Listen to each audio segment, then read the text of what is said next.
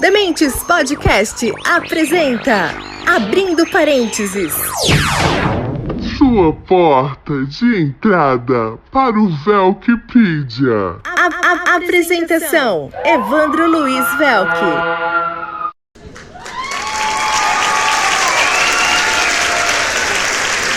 Salve pessoal, Evandro Luiz Velk, Dementes Podcast.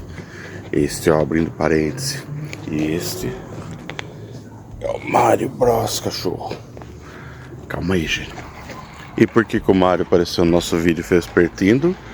Porque o tema de hoje é semiótica, fascismo e apito de cachorro. O que tudo isso tem a ver, eu explico nesse vídeo. Mas antes, dá aquela força, like, curte, comenta, compartilha. O kit do YouTube completo. Vamos lá? Nosso bate-papo de hoje é essencialmente sobre comunicação. Para falar de comunicação, é preciso falar de semiótica, o qual é o estudo da construção de significado, dos signos e de seu significado de comunicação. Para Pai, semiótica é a teoria geral das representações, que leva em conta os signos sob todas as formas e manifestações que assumem, linguísticas ou não, enfatizando especificamente a propriedade de convertibilidade recíproca entre os sistemas significantes que integram. Ficou difícil? Calma que vamos simplificar. Já comunicação, do latim communicationis, que significa a ação de participar, é um processo que envolve a troca de informações entre dois ou mais interlocutores por meio de signos e regras semióticas mutuamente entendíveis. Trata-se de um processo social primário, que permite criar e interpretar mensagens que provocam uma resposta. Portanto, a comunicação é feita através de símbolos, os quais podem ser definidos como aquilo que, por convenção ou por princípio de analogia formal ou de outra natureza, substitui ou sugere algo. Figura que representa um ser, objeto ou ideia abstrata e emblema. Palavra ou imagem cujo sentido designa outro objeto ou qualidade, pela relação de semelhança entre eles, a alegoria, metáfora. Ou seja, isto é uma caneta, ou seja, utensílio contendo tinta com que se pode escrever ou desenhar. Esta imagem é um símbolo. Ela representa uma caneta. Este também é um símbolo que representa um objeto chamado caneta. O interessante é que, falando caneta, a maioria pensou numa bique cristal. Porém, alguns poderiam ter pensado em um tinteiro, uma caneta diferente. Ou seja, os símbolos guardam uma subjetividade do indivíduo. Os semióticos afirmam que existe um gênero, denominado signo, o qual se divide em 3 espécies ícone, índice e símbolos. Sem aprofundar muito, podemos falar que um ícone, como por exemplo um desenho de uma árvore, possui semelhança física com a ideia que representa. Um índice aponta para o seu referente ou consiste em um vestígio ou impressão direta de um objeto ou evento. A sombra de uma árvore, assim como um fruto ou semente que cai no chão, são índices da árvore.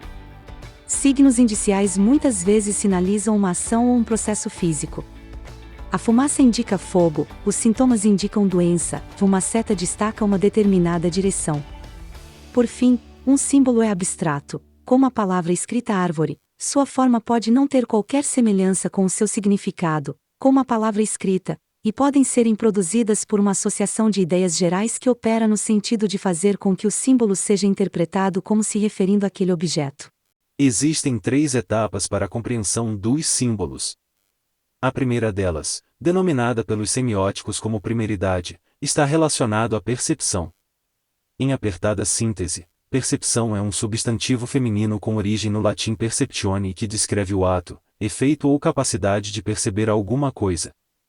Os semióticos conceituam primeiridade como o aspecto relacionado às propriedades de um fenômeno que podem ser descritas por predicados monádicos observados numa entidade considerada em si mesma. Seria uma abstração pura, pré-reflexiva, um sentimento, sensação ainda não consciente, não elaborado. A segunda etapa está relacionada com o conteúdo, que pode ser arbitrário ou uma construção social. Arbitrário como um símbolo elétrico ou de trânsito, algo definido por uma convenção. Construção social quando é fruto de um contexto histórico, regional, etc.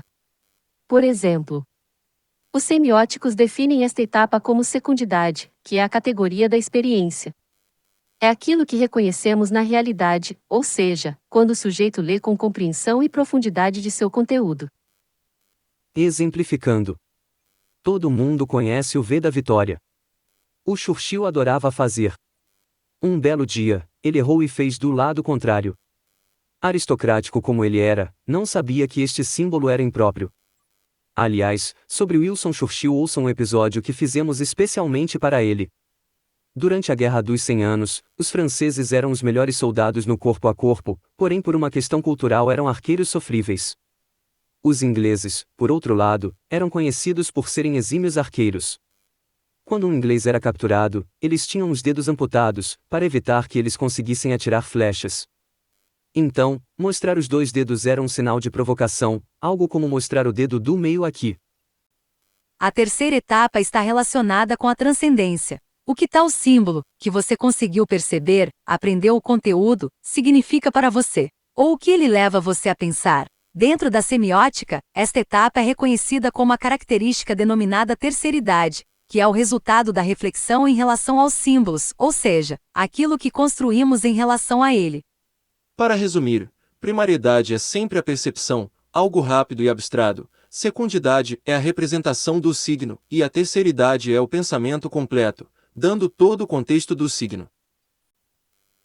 Mas e o fascismo? Onde entra nesta história? Em primeiro lugar, muitos consideram o nazismo como uma forma de fascismo. De forma geral, o fascismo é um regime autoritário com concentração total do poder nas mãos do líder do governo.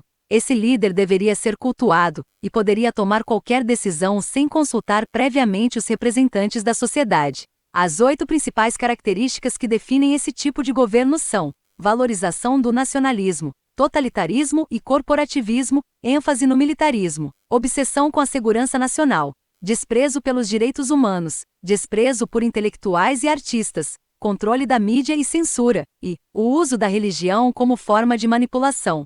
Podemos citar como exemplos de movimentos de natureza fascista, a Ku Klux Klan nos Estados Unidos, a Ação Integralista Brasileira no Brasil, o franquismo na Espanha, dentre tantos outros. Mas qual a relação entre semiótica e fascismo? Primeiro, pega ou pegava mal falar abertamente que a pessoa é um fascista. Mas, como diria Sonnenfront no seriado The Boys, as pessoas adoram o que eu tenho a dizer. Elas acreditam nisso. Só não gostam da palavra nazista. Aí, os fascistas passaram a se comunicar com símbolos. Um deles é o leite puro. É comum ver imagens de racistas brancos consumindo leite nas redes sociais como prova de uma suposta superioridade genética. O leite, assim, passou a ser um código, um símbolo de um grupo social que se orgulha de partilhar uma característica genética, a de ser tolerante à lactose. No cinema, temos várias representações deste tipo. No filme Bastardos Inglórios, o nazista Hans Landa, interpretado por Christoph Waltz, pede leite para uma família de judeus antes de matá-los. Em Laranja Mecânica, filme de Stanley Kubrick de 1971, o protagonista é um sociopata ultraviolento, numa clara referência ao nazismo. Agora que já explicamos o que é semiótica, o que é fascismo e seus símbolos, a pergunta é: o que cachorros têm a ver com isso? 2 coisas. A primeira delas é a descrição desta forma cifrada de comunicação. Algumas vezes a comunicação é feita de forma que não se torna compreensível para todos os seres humanos. É a chamada teoria do apito de cachorro. Este apito emite sons em frequências que são inaudíveis para o ser humano, mas que podem ser captados pelos cães. Ou seja, às vezes, a transmissão de uma mensagem é feita empregando linguagem em código que parece significar uma coisa para a população em geral, mas tem um significado mais específico e diferente para um subgrupo-alvo. Como demonstramos, os fascistas utilizam a linguagem conhecida como apito de cachorro para se comunicar. Já a segunda ligação com cachorros é pessoal. Se eu falar que um certo presidente de um país sul-americano tem feito sinais fascistas em suas lives, meu amigo cachorrão, não esse aqui, ficaria muito bravo comigo. Por isto, encerro este vídeo na esperança de que vocês tenham entendido a mensagem que nos propomos a compartilhar. Forte abraço a todos e até a próxima!